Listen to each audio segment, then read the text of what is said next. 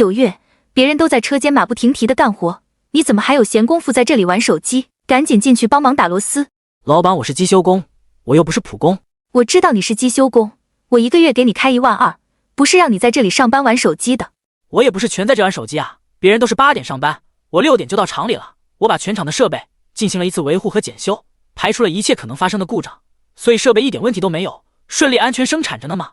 这我不管，刚刚我听别人说你上班的时候偷偷躲在这里玩手机，我来一看，果真是。那咱这些设备都正常运转着呢，我总不能把设备停下来，敲敲打打在这做样子吧？我给你开的是1天10个小时的工资，你就上班的前个2个小时在工作，其余时间都在玩手机，这肯定不行啊。我知道我是10个小时班，但是我也没走远啊，我就在门口喝口水玩会手机。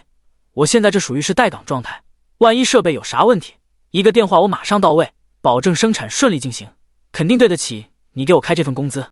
我不知道什么是待岗状态，我只知道在干活才是上班，你闲在这里玩手机就是脱岗了。现在厂里在赶货，每个员工都在加班加点的干，你怎么就不能去车间帮忙？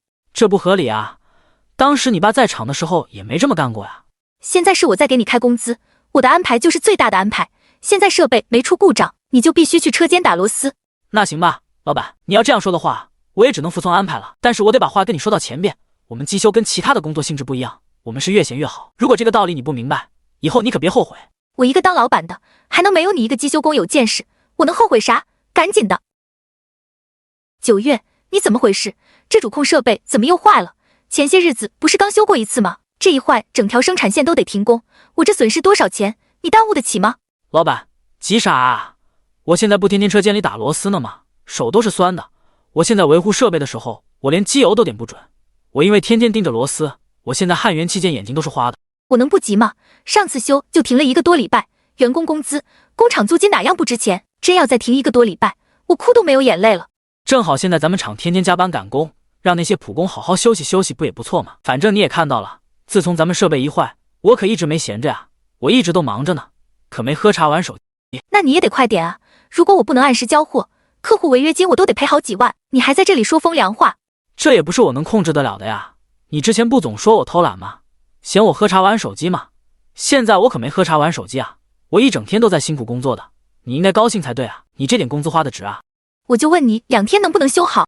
修不好，因为咱们现在日夜赶工，把咱们主控设备上许多元器件都烧坏了，要换之前吧，我手也好使，眼睛也好使，本来2小时搞定，现在因为我天天打螺丝，手也酸，眼睛也花，而且还要将这些元器件一一重新焊接到上面去，你是知道的，是需要非常精准的，但怪不得我啊，况且现在正是我作为机修工表现的时候啊，我应该拿出那种积极工作的态度来，我肯定不喝茶玩手机啊，你看我给你慢慢表现吧。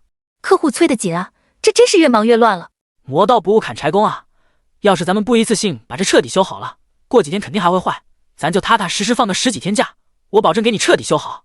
停工10几天，那我不得赔客户违约金10几万，我才从我爸手里接过厂子半年，你这是想让我破产？我是真的等不了。我现在真没办法啊。你是机修工，是干技术的，是关键时候出力的工种，在这个时候你不能快速帮我解决问题，你干什么吃的？老板，你现在记起来我们是特殊工种了，你之前不总说我闲吗？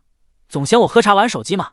每次检修完之后，你就让我去车间里打螺丝，一天到晚没有闲着的时候坐下来喝口茶，你都觉得你这点公司发的你亏得慌。